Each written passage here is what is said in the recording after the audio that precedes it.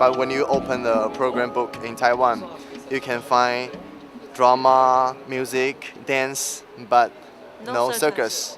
So now that's our mission to introduce circus culture to our people. We need more information about circus, and here it's the right place to be. It's quite exciting to see how things are operating.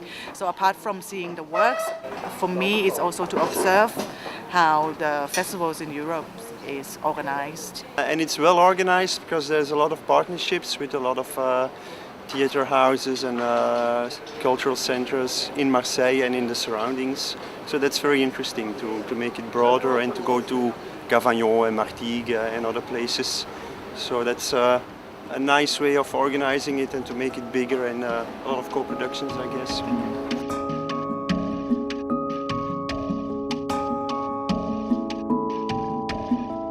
Ils arrivent à faire venir des programmateurs étrangers, ça permet de tourner les spectacles un peu plus, c'est un peu l'image de la France à l'étranger qui reste.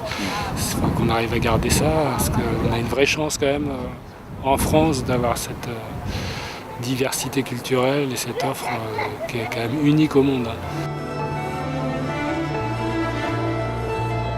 On ne parlait guère en cirque, il y a 30 ans, de diversité, valeur aujourd'hui dominante.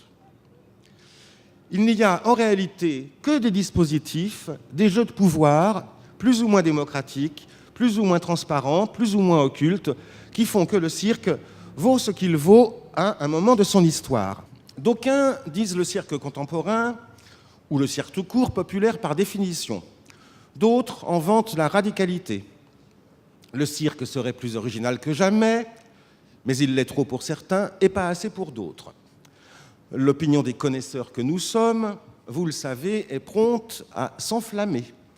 Il y a trop de spectacles, pas assez d'œuvres véritables. Ah bon? Faute d'indicateurs statistiques solides et pérennes sur la réalité socio-économique du cirque, qui donnerait raison aux uns ou ferait taire les autres, j'ai souhaité me pencher, disons d'une manière plus qualitative, sur les valeurs du cirque aujourd'hui. La question est importante en France, à la veille d'élections cruciales, mais surtout loin de France, dans l'écrasante majorité des pays du monde, où des artistes et des opérateurs culturels très sûrs des hautes valeurs ou des hautes vertus du cirque, et généralement très envieux de la situation du cirque en France, peinent à les faire reconnaître.